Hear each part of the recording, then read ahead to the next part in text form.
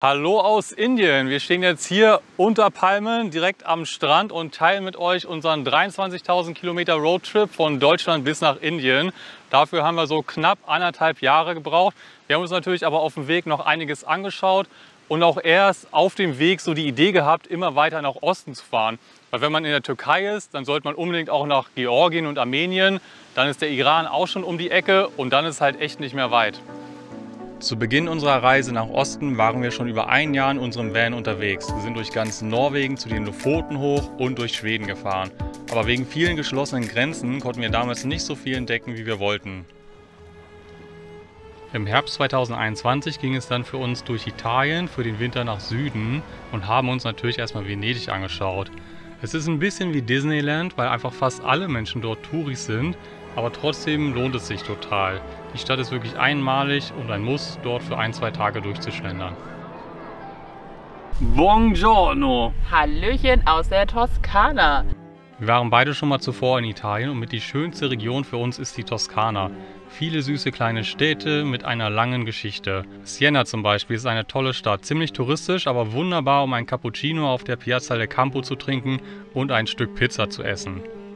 In der Toskana ist uns auch nochmal klar geworden, dass es toll ist, mit dem eigenen Camper zu reisen, weil man sich so auch die Orte anschauen kann, die nicht ganz so gut an öffentliche Verkehrsmittel angebunden sind. Etwas kleiner und nicht ganz so voll ist zum Beispiel Volterra. Falls ihr schon mal irgendwas von der Stadt gehört habt und nicht wisst, woher, das ist aus Twilight. Ui. Die Landschaft der Toskana ist auch wunderschön. Die Hügellandschaft, das warme Licht, die Sonnenuntergänge. Wir haben es schon sehr genossen. In einem Video haben wir aber auch die Dürre dort thematisiert, dass es immer trockener wird, was den Menschen und die Landwirtschaft große Probleme bereitet. Weiter nach Süden ging die Reise nach Rom, wo man natürlich einen Stopp machen muss. So viel Geschichte und Sehenswürdigkeiten, aber unser Highlight war etwas ganz anderes. Boah, ist das geil, ey. Genau, eine Pizza, die 1 Meter lang ist. Abbia coraggio di camminare. È 1 metro, 1 Metro, sì.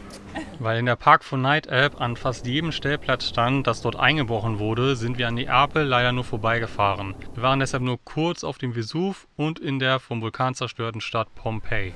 Und hier haben wir einen antiken Zebrastreifen. An der Küste mit ein paar Zwischenstopps ging es weiter nach Süden und schließlich mit der Fähre rüber nach Sizilien für die erste Hälfte des Winters. Das Wetter ist meist sonnig, die Temperaturen schaffen es aber auch nur noch bis auf etwa 18 Grad und es war oft sehr windig. Durch den vielen Sonnenschein konnte man es aber ganz gut aushalten. Die großen Städte wie Palermo, Catania und Messina sind ziemlich voll und chaotisch, aber etwas abseits davon gibt es einige kleine Orte wie hier Scopello, die sich total lohnen. Im Winter haben dort dann aber eigentlich alle Geschäfte und Restaurants zu, wodurch es noch ruhiger ist, aber das Flair fehlt dadurch etwas. Die Natur drumherum an der Küste ist sehr schön. Das hier ist das Zingaro Naturreservat, wo zur Abwechslung auch mal kein Müll rumlag, weil sonst ist Sizilien leider unglaublich vermüllt, was einen an manchen Orten schon den Spaß am Urlaub nimmt. Zum Schwimmen ging es gerade noch so, also warm ist das Wasser nicht, aber in so einer Bucht muss man einfach mal ins Wasser hüpfen.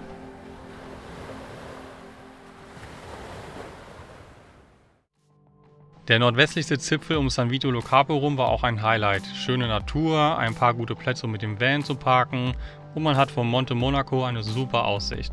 Die Stadt ist sehr ruhig, weil hier halt nur Badeurlauber herkommen, also hat man die Gegend im Winter für sich fast alleine.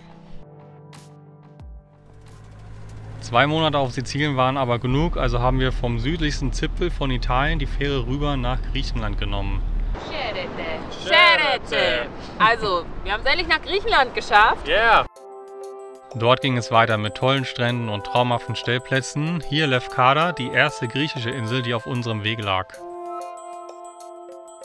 Dieser Platz gegenüber von Patras war auch super und ein tolles Beispiel dafür, was man zufällig immer für lustige Dinge erlebt, wenn man auch mal länger an einem Platz ist. Es war ein Feiertag, an dem Väter mit ihren Kindern Drachensteigen gehen. Damit wird der Winter verabschiedet und der Frühling begrüßt. Und es ist der letzte Tag vor Beginn der Fastenzeit. Also lustig, wo man immer so landet und was man so miterlebt. So haben wir uns den Winter in Griechenland dann aber nicht vorgestellt. Viel schlechtes Wetter und sogar so kalt, dass es geschneit hat. Ganz schön für ein paar Tage, aber eigentlich für uns im Van etwas zu kalt. So habe ich mir das nicht vorgestellt. Es ist halt mega tief. Später wurden wir dann nochmal vom Schnee überrascht, als wir uns einen langen Traum erfüllen wollten, nämlich auf den Olymp, den Berg der griechischen Götter, zu steigen. Es war extrem anstrengend, runter konnten wir immerhin an einigen Passagen einfach auf dem Schnee rutschen.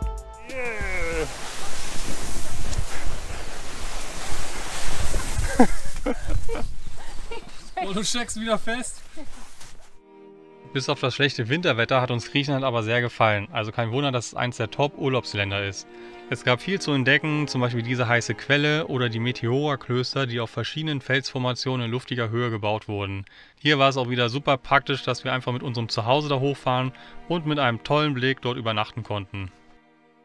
Jetzt hatten wir zum ersten Mal die Idee, dass wir auch noch weiter nach Osten fahren könnten, in die Türkei, Georgien oder noch weiter. Dafür mussten wir aber beide in Thessaloniki unsere bald ungültigen Reisepässe erneuern. So, auf geht's nach Deutschland für einen neuen Reisepass. Aus dem Ausland bei einem Konsulat den Pass zu erneuern war sehr einfach, hat allerdings ziemlich lange gedauert. 6 Wochen mussten wir rumkriegen, hatten aber eine Menge Spaß. Es war inzwischen Frühling, Lauras Cousine hat uns besucht und so haben wir auf den Halbinseln Cassandra und Sitonia, die wir beide zweimal umrundet haben, eine tolle Zeit verbracht.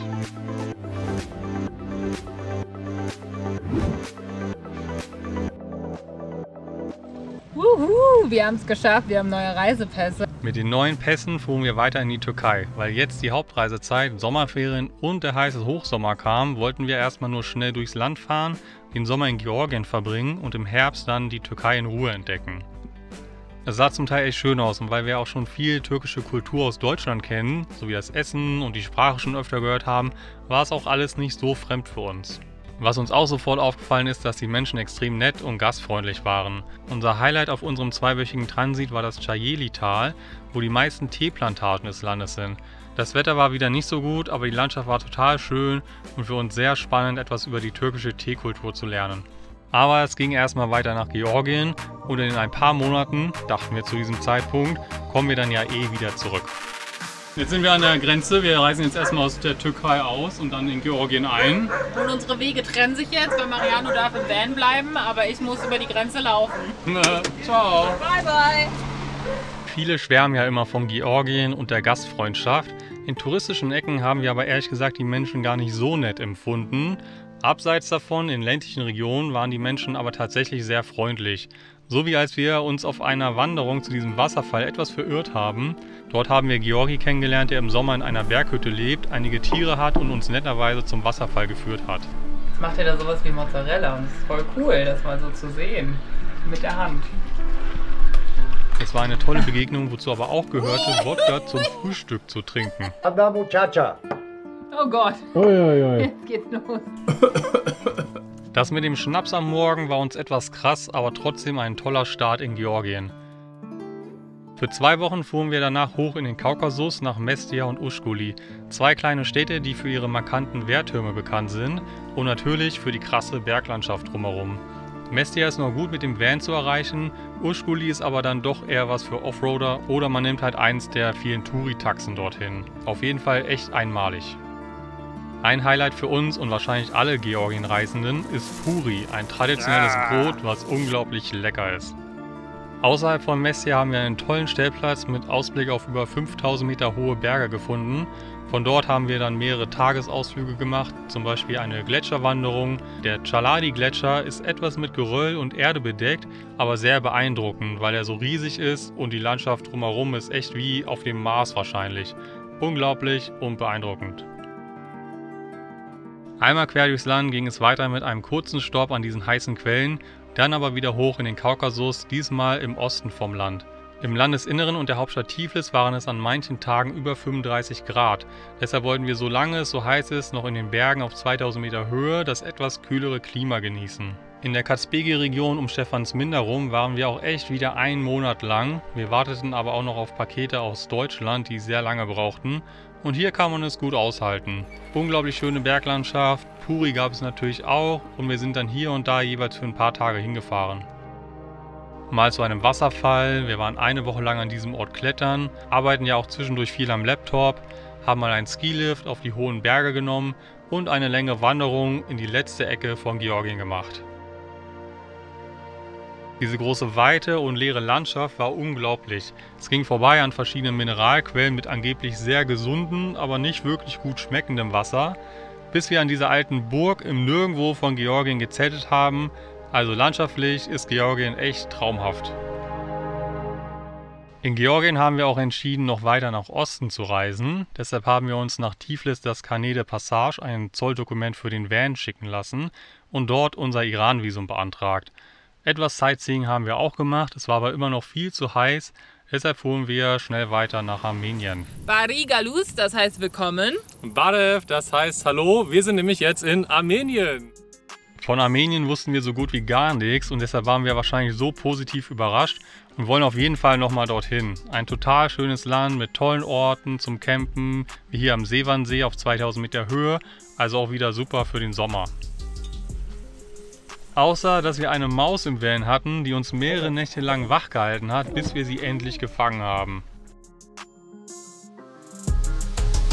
Weil es hier leider wieder bewaffnete Konflikte zwischen Aserbaidschan, und das ist gar nicht so weit von hier, und Armenien gab. Die Konflikte haben uns etwas eingeschränkt, aber wir waren in Sicherheit. Zwischendurch mussten wir auch noch einen Reifen reparieren, aber mal davon abgesehen hatten wir eine super Zeit. Jetzt hält da gerade schon wieder jemand und schenkt uns, glaube ich, irgendwas.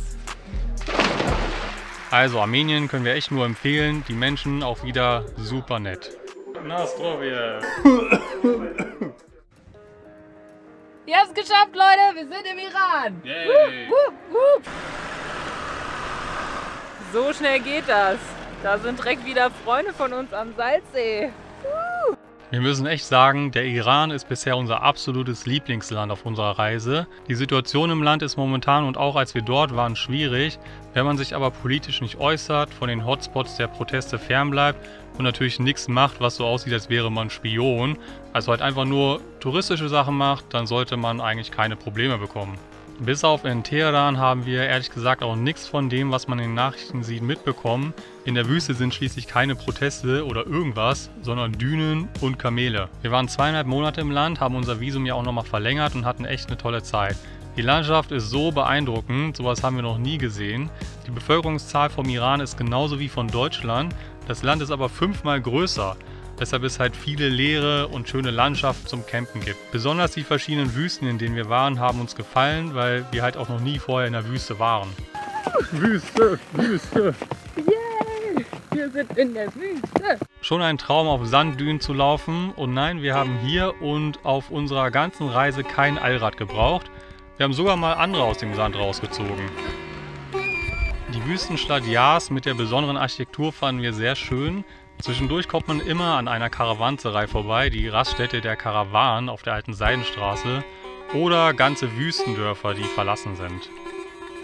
Und zufällig sind wir sogar an diesem Wasserfall gelandet. Die Lut-Wüste war echt krass, besonders dieser Teil, der sich Kalut nennt. Kein Handyempfang, manche Tage haben wir keinen einzigen Menschen oder irgendwas gesehen. Es war absolut still, also wirklich komplett lautlos. Also echt einer der krassesten Orte, an dem wir je waren. Für eine Woche haben wir dort entspannt und der Sternenhimmel war natürlich auch grandios. Kurz nach Sonnenuntergang konnte man schon direkt die Milchstraße klar sehen. Kamele sind jetzt übrigens eins unserer Lieblingstiere. Einfach total lustige und gleichzeitig sehr gemütliche und entspannte Tiere.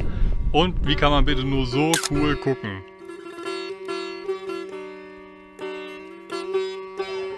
Das war auch eine lustige Situation.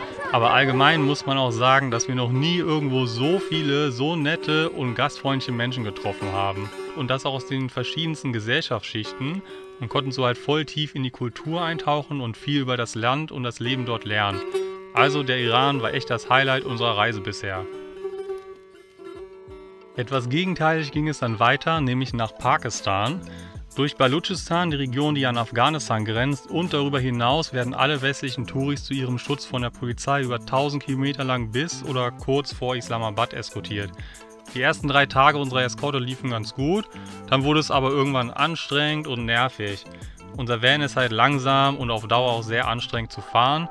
Zudem kam, dass es auch immer chaotischer wurde. Zwischendurch, wenn dann kein Eskortenauto am Ablösepunkt organisiert werden konnte, war es dann plötzlich nicht mehr gefährlich, also konnten wir alleine fahren. Irgendwann dachten wir dann sogar, dass wir jetzt endlich frei waren. Yeah, Freiheit!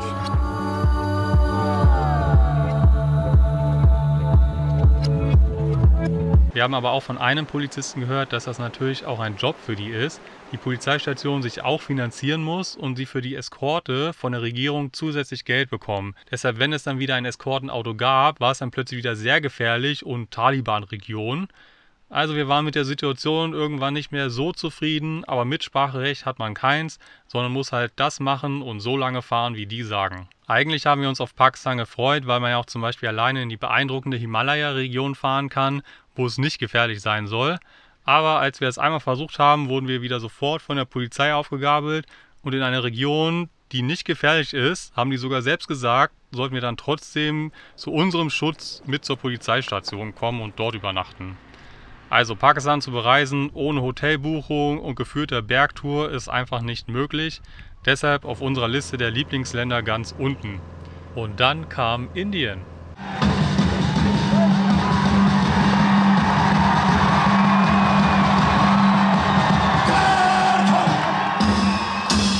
Der Start in Indien war grandios. Die Wagah Border zwischen Pakistan und Indien ist quasi ein Stadion und einfach nur ein Spektakel, wo täglich diese Zeremonie stattfindet, wenn am Nachmittag die Grenze geschlossen wird. Weil wir etwas spät dran waren, landeten wir mittendrin und wurden nach der schwierigen Zeit in Pakistan mit einer riesen Party empfangen.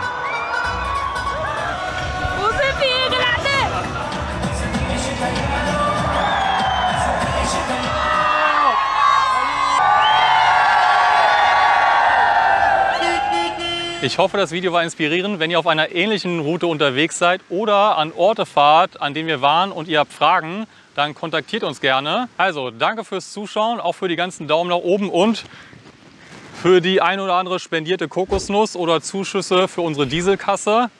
Also danke und gute Reise!